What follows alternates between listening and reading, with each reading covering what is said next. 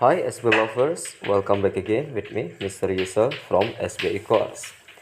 Ketemu lagi dengan saya, Mr. Yusuf, dan kali ini saya akan berbagi tips atau trik bagaimana cara menyelesaikan soal TOEFL ya. Oke, langsung saja pada pertanyaannya di situ. Blank arrived at the library.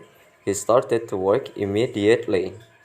Pilihannya di situ ada the students, ada when, ada he, ada after the student. Oke, seperti biasa di situ kita amati terlebih dahulu kalimatnya, apakah kalimat itu merupakan kalimat tunggal atau kalimat majemuk bertingkat. Jadi seperti itu. Kalau kalimat tunggal itu hanya memiliki satu subjek, satu verb. Ya, kalau kalimat majemuk itu pasti memiliki subjek, dua subjek, dua verb, kemudian ditambah lagi satu yaitu dengan konektornya atau penghubungnya. Jadi seperti itu. Oke, langsung saja di situ kita amati ya. Di situ ada kata arrive. Arrive itu merupakan verb ya. Jadi arrive itu merupakan verb. Kemudian he di situ merupakan subjek. Kemudian di situ ada started ya, itu merupakan verb. Setelah kita amati, kalimat tersebut hanya memiliki dua verb, satu subjek.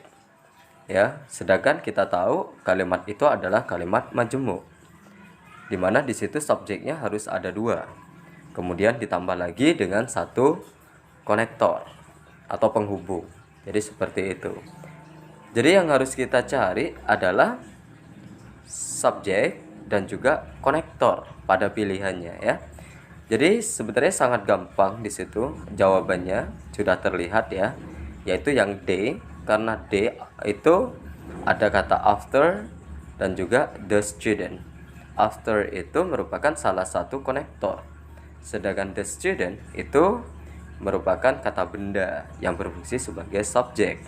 Jadi pilihannya kalau ada pertanyaan seperti ini, cari konektor dan juga cari subjek. Maka dengan begitu kalimat itu sudah lengkap. Ada dua subjek, ada dua verb dan satu konektor. Kalau misalnya yang A, di situ pilihannya ada the student saja, sedangkan tidak memiliki konektor. Berarti itu jawaban yang salah. Sedangkan pilihan B itu when, itu hanya konektor, sedangkan tidak ada subjek di situ. Jadi jelas salah karena kalimat itu membutuhkan konektor dan subjek. Sedangkan yang C di situ he, hanya subjek saja tanpa konektor. Jadi salah. Jadi jawabannya adalah yang D ya. Sebenarnya ini merupakan bab yaitu tentang adverb clause connectors ya. Apa saja yang termasuk adverb clause connectors di situ? Oke, berikut sudah saya berikan di situ contoh adverb clause connectorsnya ya.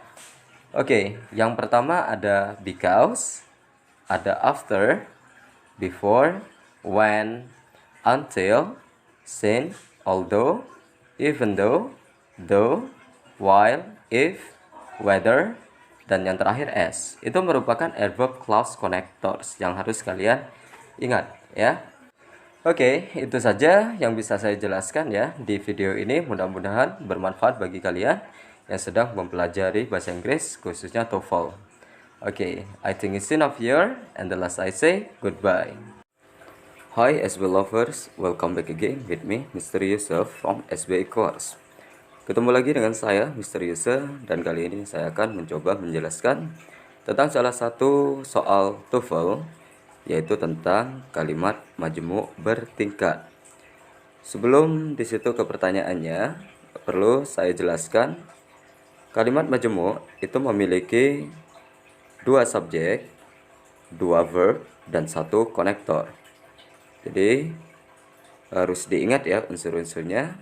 Unsur-unsurnya ada dua subjek, ada dua verb, dan juga satu konektor. Itu minimalnya ya. Oke, langsung saja pada pertanyaannya di situ. Yang pertama, today the true story of blank a little big born remains a mystery. Pilihannya di situ ada happen, it happened, what happening. Oke, selanjutnya kita amati kalimat tersebut. kita tentukan unsur-unsurnya. Today itu merupakan adverb ya. Kita temukan subjeknya dulu. The true story of, ya itu merupakan subjek. The true story itu subjek kalimat tersebut. Kemudian di situ juga kita temukan at little big born. Itu merupakan object of preposisi. Karena ada preposisi setelah kata little. Itu object of preposition ya.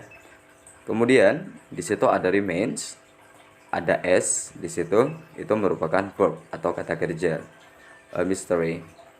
Oke, di situ kita temukan ada satu subjek, the true story, dan juga satu verb, remains. Sedangkan pada kalimat majemuk bertingkat itu minimal harus ada 2 subjek, 2 verb, dan 1 konektor atau penghubung. Jadi langsung aja kita cek pilihannya. Kalau yang A di situ happen, itu cuma kata kerja, tidak ada objek, tidak ada subjek, tidak ada konektor. Berarti jawaban yang A salah. Yang B di situ it happen, di situ ada subjek dan juga ada verb, ya kata kerja. Yang kita butuhkan konektor, subjek, dan verb. Berarti jawaban yang B juga salah.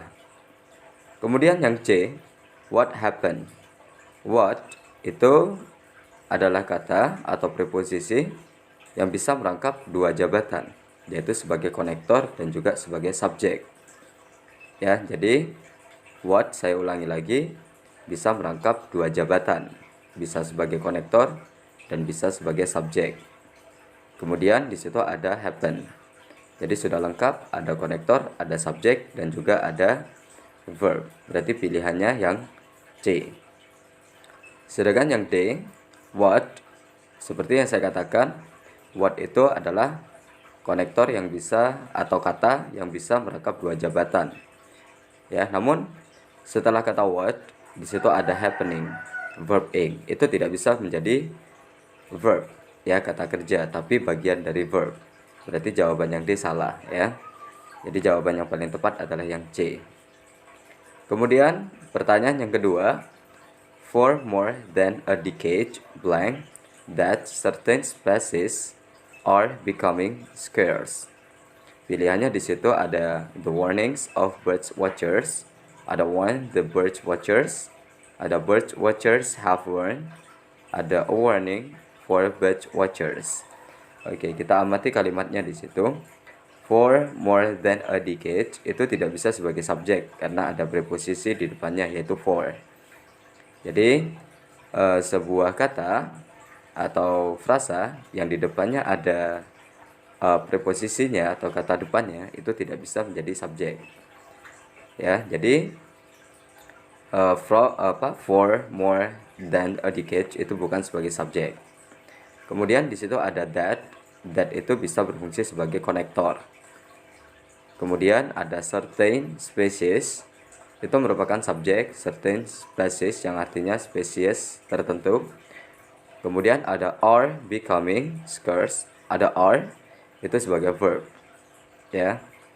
Jadi di situ ada subjek, ada konektor that, ada certain species subjek, ada are itu verb. Sedangkan kalimat majemuk itu harus ada 2 subjek, harus ada 2 verb dan 1 konektor. Berarti yang kita butuhkan adalah subjek, verb ya, subjek dan verb kita butuhkan. Pilihan yang A di situ the warnings of bird watchers itu noun phrase. Sedangkan kata kerjanya tidak ada di situ ya, the warnings of bird watchers gak ada. Jadi pilihan yang A salah. Sedangkan yang B, warn the bird watchers, di situ ada kata kerja, kemudian noun phrase yang bisa berfungsi sebagai subjek. Namun yang kita butuhkan adalah subjek verb, bukan verb subjek. Berarti yang B salah. Yang C, bird watchers have warned. Di situ bird watchers itu subjek, have itu verb. Ya, jadi pilihannya adalah yang C, karena yang C di situ ada subjek, ada verb have. Ya, salah satu modal berfungsi sebagai verb. Jadi jawabannya adalah yang C. Sedangkan yang D, a warning for bird watchers, itu noun phrase ya. Oke, karena ada preposisi di depan yaitu a, artikel ya, maaf, ada artikel. A warning for bird watchers itu noun phrase ya, sedangkan tidak ada kata kerja. Kemudian yang ketiga, early in the 18th century, Halley accurately predicted when blank of 1682 would written. Ada the comet was, the comet was, dan juga ada had the comet. Oke, kita amati terlebih dahulu di situ kalimatnya. Early in the 18th century itu tidak bisa sebagai subjek ya, karena itu adverb. Tidak bisa sebagai subjek karena di situ ada kata depan in the 18th century. Jadi subjeknya di situ adalah Halley ya, nama orang Halley, proper noun. Kemudian kita temukan di situ ada kata predicted, ada tambahan ed ya. Jadi itu adalah verb atau kata kerja. Kemudian ada when sebagai konektor ya. Jadi sudah kita temukan subjek, verb, konektor.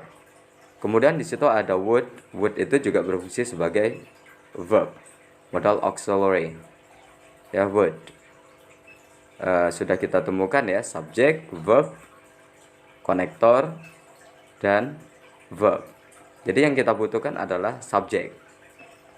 Ya, langsung aja cek pilihannya di situ. Yang A ada the comet, itu adalah subjek ya, benda the comet. Ya, jadi jawabannya adalah yang A. Kenapa bukan yang B? Karena yang B di situ ada was the comet. Yang kita butuhkan hanya subjek, sedangkan yang B memiliki verb ya, was, to be. Jadi salah. Sedangkan yang C, the comet was, itu juga subjek, verb, juga salah. Yang D juga had the comet, had itu juga verb ya, dan juga ada subjek. Jadi salah, karena yang dibutuhkan hanyalah subjek. Oke, itulah penjelasan dari saya tentang tips bagaimana cara mengerjakan latihan soal TOEFL dengan mudah. Mudah-mudahan video ini bermanfaat bagi kalian yang sedang mempelajari TOEFL ya. Okay, I think it's enough here my explanation, and the last I say goodbye. Hi SB lovers, welcome back again with me Mr. Yusuf from SBA course. Ketemu lagi dengan saya Mr. Yusuf, dan kali ini saya akan mencoba menjelaskan beberapa latihan soal yaitu tentang TOEFL. Oke, langsung saja pada pertanyaan yang pertama di situ. Blank to the university takes 15 minutes. Pilihannya di situ ada walk, ada walking, ada I, ada go. Seperti biasanya, ketika kita mengerjakan soal TOEFL, kita harus bisa menemukan subjek dan juga verb atau kata kerja. Dari pertanyaan tersebut, masih belum diketahui atau masih belum ada unsur subjeknya, karena to the university itu tidak bisa menjadi subjek. Karena apa? The university memang benda, tapi di depannya di situ terdapat preposisi, maka itu disebut dengan object of preposition dan tidak bisa berfungsi sebagai subjek. Kemudian di situ ada kata takes yang merupakan verb dari kalimat itu. Nah, setelah kita mengetahui kalimat tersebut masih belum memiliki subjek, maka kita harus bisa menemukan unsur subjek untuk kalimat tersebut. Yang A di situ walk itu tidak bisa berfungsi sebagai subjek karena walk itu verb 1 ya, tidak bisa sebagai subjek.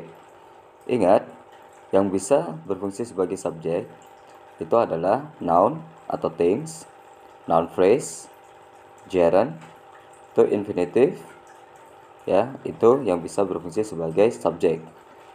Ya, jadi kita harus bisa menemukan kata dari A, B, C, dan D itu yang berfungsi sebagai subjek. Jika kita perhatikan pilihannya, yang bisa berfungsi sebagai subjek, di situ ada walking dan juga ada I. Sedangkan yang D itu verb 1 itu tidak bisa berfungsi sebagai subjek. Jadi pilihan A dan D itu sudah jelas salah. Jadi pilihannya antara B atau C, walking atau I. Kalau yang C, I, itu adalah subjek pronoun.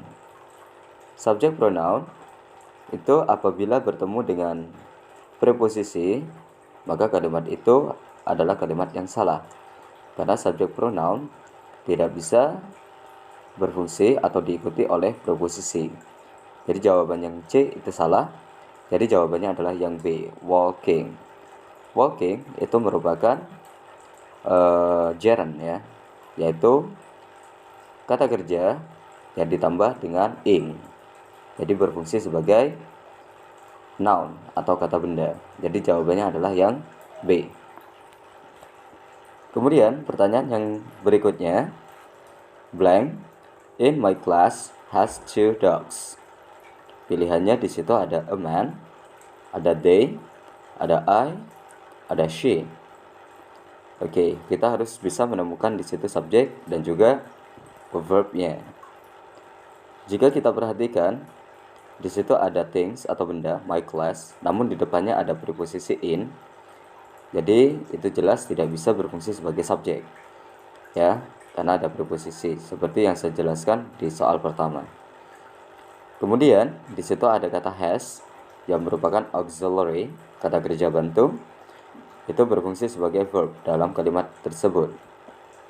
Jadi kalimat tersebut sudah memiliki verb namun belum memiliki subjek. Maka kita harus menemukan subjek ya. Pilihannya ada a man bisa berfungsi sebagai subjek, they bisa berfungsi sebagai subjek, I juga bisa berfungsi sebagai subjek, begitupun dengan she itu bisa berfungsi sebagai subjek.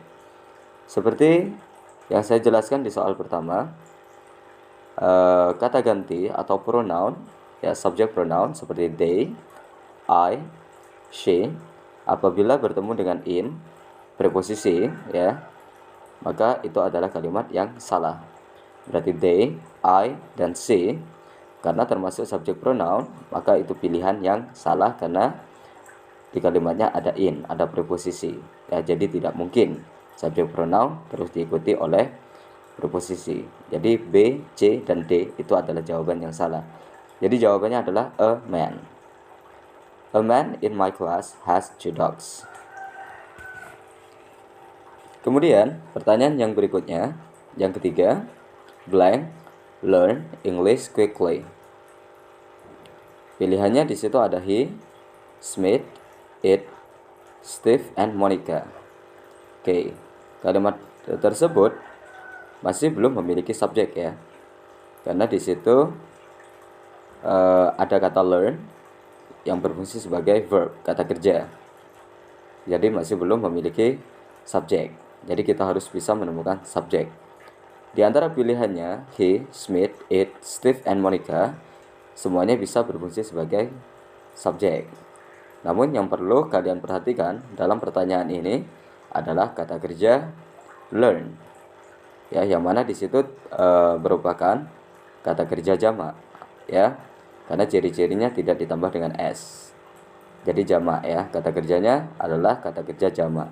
Jadi subjeknya juga harus jamak atau lebih dari satu. Sedangkan pilihannya he, Smith, dan it itu kata benda tunggal. Ya. Jadi jawaban yang A, B, C itu jelas salah. Ya, karena tunggal. Satu-satunya subjek yang jamak di situ adalah yang D, Steve and Monica. Jadi jawabannya adalah yang D. Kemudian pertanyaan berikutnya, blank the wild animal belongs to Mr. Dale. Pilihannya ada lions, a lion, it's, a dove. Oke, seperti biasanya kita harus bisa menemukan subjek. Ya. Kalimat tersebut itu belum memiliki subjek. Karena the wild animal ya, itu memang benda, tapi di situ diapit oleh 2 koma.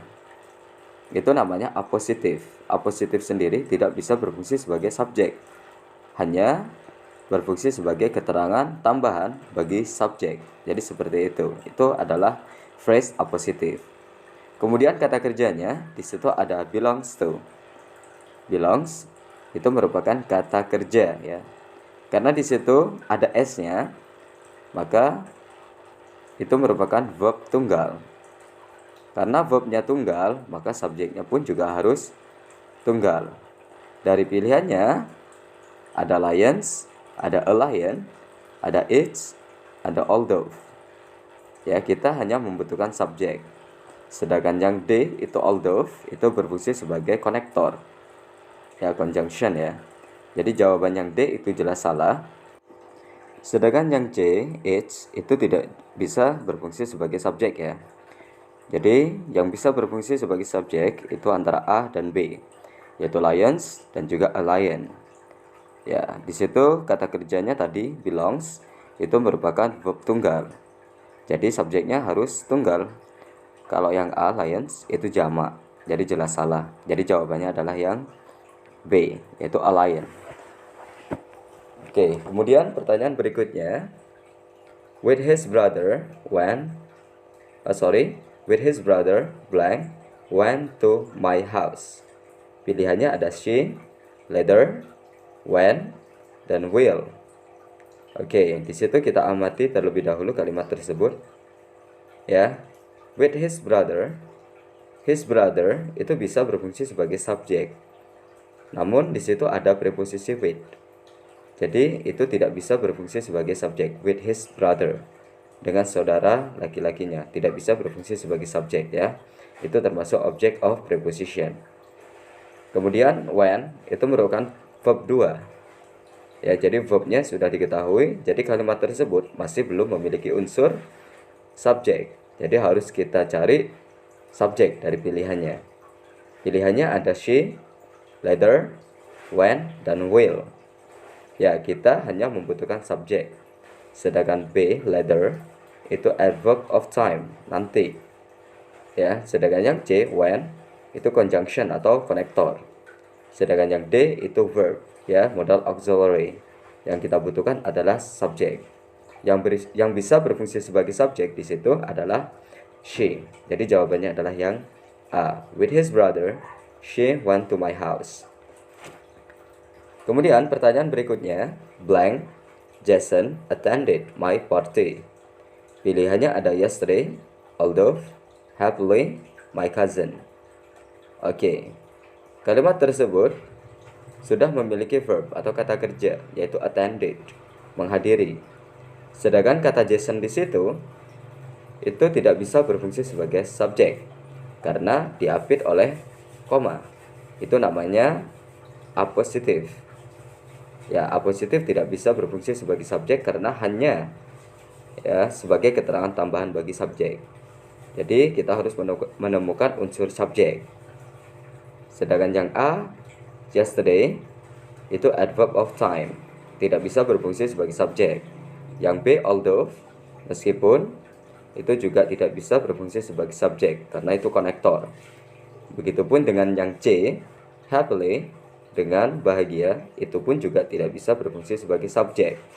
Ya, karena itu adverb of manner, keterangan cara. Jadi satu-satunya subjek dari pilihan itu adalah my cousin, yaitu keponakan laki-laki saya. Oke, itulah yang bisa saya jelaskan tentang beberapa latihan soal TOEFL, khususnya di bagian structure. Mudah-mudahan bermanfaat bagi kalian yang sedang belajar bahasa Inggris, dan terima kasih sudah menonton video ini. Dan bagi kalian yang suka video ini, jangan lupa tekan tombol subscribe, like, dan pastinya share. Okay, I think it's enough here my explanation, and the last I say goodbye.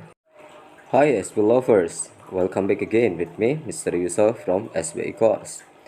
Ketemu lagi dengan saya Mr. Yusuf, dan kali ini saya akan mencoba menjelaskan salah satu soal TOEFL bagian superlatif.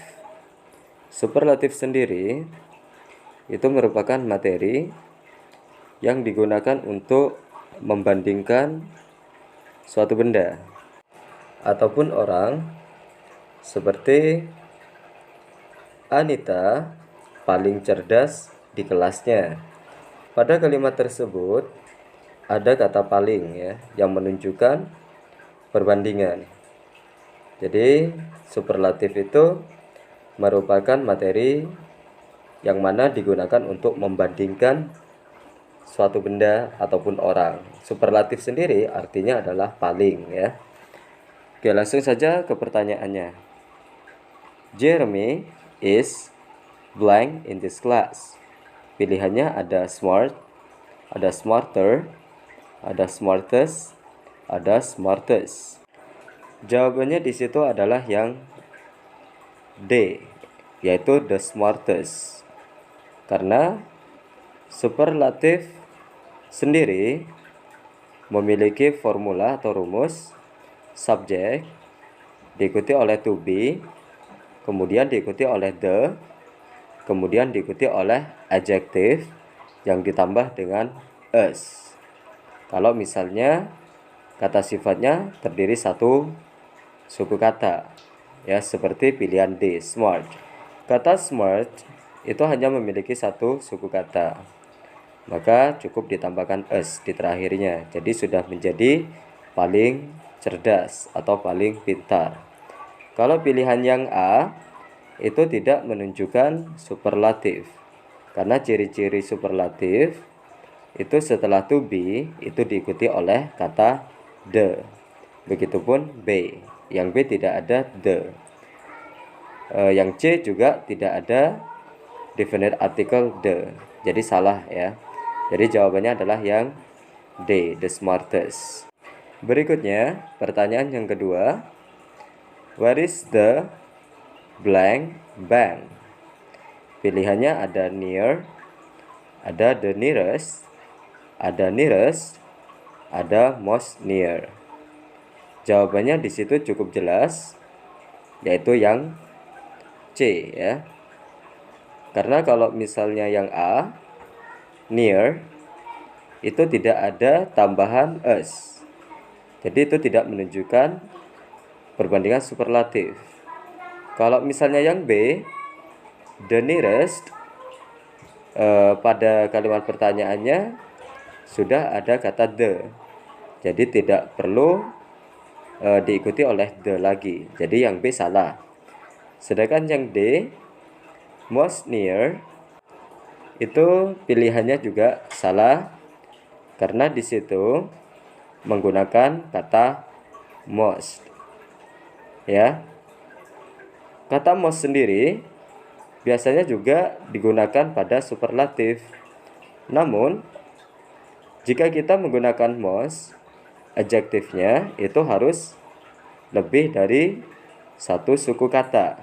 Contohnya seperti beautiful, yaitu cantik.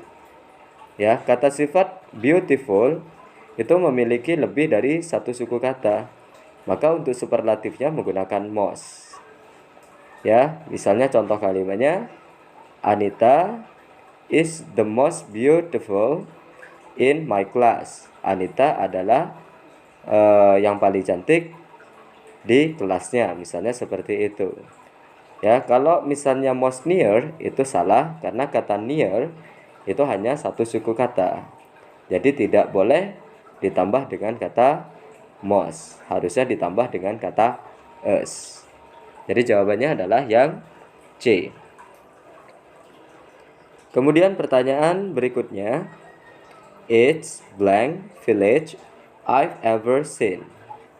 Pilihannya di situ ada beautiful, ada most beautiful, ada the most beautiful, dan juga ada the beautiful.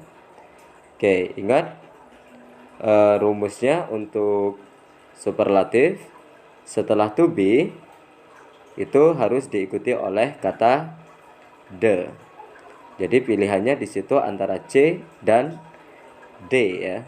Kalau yang A dan B itu sudah jelas salah. Ya, karena setelah to be diikuti oleh the, sedangkan yang A dan B tidak ada kata the. Kita perhatikan pilihan yang C dan D di situ ada perbedaan, yang C menggunakan most, sedangkan yang D tidak menggunakan kata most. Jadi yang D sudah jelas salah, karena dalam superlatif harus menggunakan atau kata sifatnya harus ditambah s ataupun ditambah dengan kata most di depan adjektif. Jadi seperti itu. Jadi jawabannya adalah the most beautiful, karena memiliki lebih dari satu suku kata ya, seperti yang saya jelaskan tadi. Maka menggunakan most, artinya paling. It's the most beautiful village I've ever seen. Ini adalah desa yang paling indah yang pernah saya lihat. Jadi seperti itu. Kemudian pertanyaan yang berikutnya. It was blank day of my life. Pilihannya ada happy, ada happiest, ada most happiest, ada the happiest. Oke. Kita amati sesuai dengan rumusnya. Setelah to be, dalam superlatif harus diikuti oleh kata the ya. Nah, pilihannya antara A, B, dan C itu tidak memiliki kata the. Jadi satu-satunya pilihan yang ada kata the-nya di situ adalah yang D, the happiest. Jadi jawabannya adalah yang D ya. It was the happiest day of my life. Ini merupakan hari yang paling bahagia dalam hidup saya. Oke, mungkin itu yang bisa saya jelaskan tentang latihan soal TOEFL, yaitu bagian superlatif. Mudah-mudahan video ini bermanfaat bagi kalian yang sedang belajar TOEFL ya. Oke, terima kasih sudah menonton video ini. Dan bagi kalian yang suka video ini, jangan lupa tekan tombol subscribe, like, share, dan komen pastinya. I think it's enough here my explanation. At the last I say goodbye.